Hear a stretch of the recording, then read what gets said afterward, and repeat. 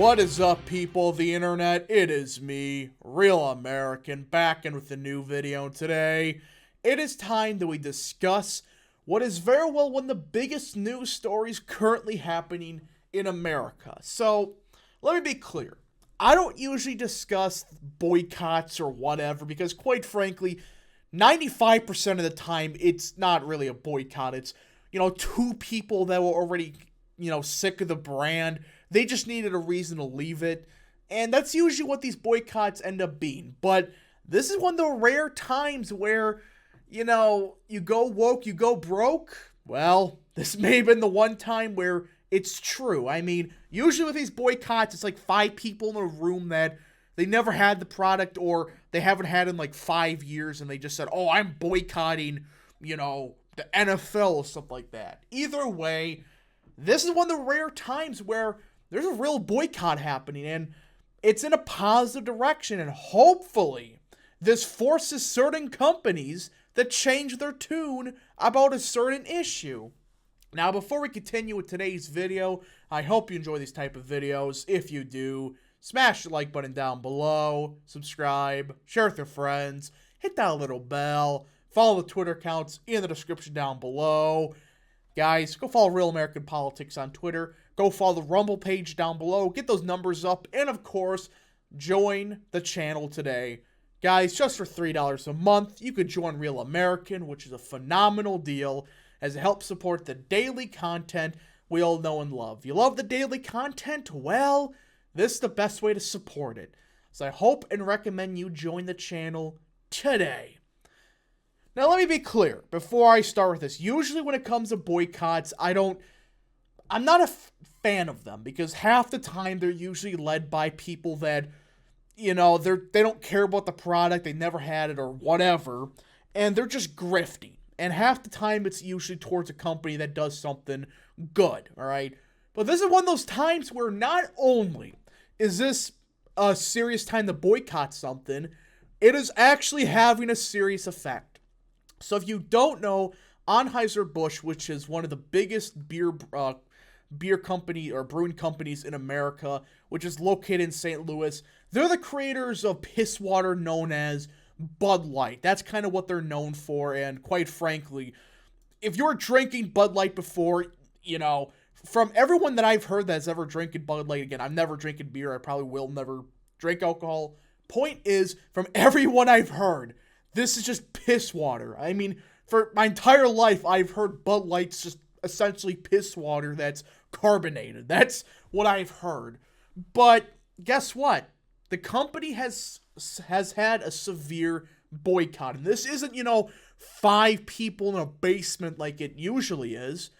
It's worth $5 billion in value ever since the controversy happened. You can already tell what this is about. So if you've been living under a rock, what's happened is you had this transgender woman or man or whatever you want to call him. I still don't think he's a man.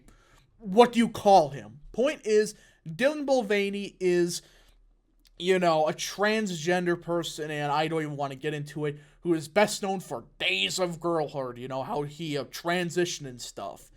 Well, he has become the spokesperson of one of the biggest brewing companies in America. Excuse me? Just who decided this? When I think of brewing companies, I think America, I think of NASCAR. I don't think of pronouns, which apparently they put pronouns on the Bud Light can after this nonsensical crap that they pushed. So what it all started was on April 1st, Mulvaney uploaded a video to his Instagram story, which essentially, said, I'm going to be a Bud Light, I'm the sponsorship with Bud Light. It's like, what? During March Madness? Like, get a basketball athlete. What does he have to do with basketball? He's a transgender person who is known for TikTok. When I think of basketball, I think of, those early 90s commercials, Michael Jordan working 64 hours a day, making sure he gets the best performance possible. I don't think of TikTok celebrities for March Madness. I really don't. It's like, who thought this was a good idea? I mean, even then, what sports fan that seriously watches March Madness, college football, the NFL, even the MLB, not really the NBA, the NBA is a joke, but of the major sports leagues and stuff, who thought this appealed to anybody? Hello? Is there anybody at Busch that thought this was a good idea? So apparently, they thought, oh, this is going to help us big time. Well, it's ended up in one of the biggest boycotts I've ever seen in the past couple of years. Again, you don't go down $5 billion in value in a couple days because of, those extremists. No, people are just like, screw this. I don't want to, when I'm drinking this piss water known as beer, when I'm drinking it, I don't want to see pronouns and this loser's face plastered all over it. Again, I want to meet who thought this was a good idea. It isn't. It is a complete joke, and, well, this has been a successful boycott so far. I mean, you had Kid Rock do something absolutely hilarious with a certain assault rifle, which I'm not going to say here. I'm not going to, show the video because YouTube, but man, basically everybody's saying, this is stupid. Nobody wants this. And this is my whole point. When you think of sports commercials, again, you think of Michael Jordan working 70 hours a day. I know there's only 24 today, but you get the point. Michael Jordan's on a different level. Point is, early 90s commercials, Michael Jordan working day in and day out trying to perfect his game. Now you got this person just dancing around on TikTok, and, well, that's a celebrity for sports, all right. Just what? I really want to meet who did this. And apparently their whole thing was the transgender stuff. So they released this in the middle of one of the biggest sports events of the years for the transgender movement. What? And then you got Miller Lite out here posting regular commercials. Now, again, all these companies virtually have all the same thing, but Bud Light was the first one to openly say it, and, well, it's gotten so bad that the head of Bud Light responded. CEO Brendan Whitworth pretty much said, we never intended to be part of a discussion that divides people, essentially saying, we effed up. we thought this was going to go good for us. It clearly didn't. And it's so bad that I don't see how this company recovers.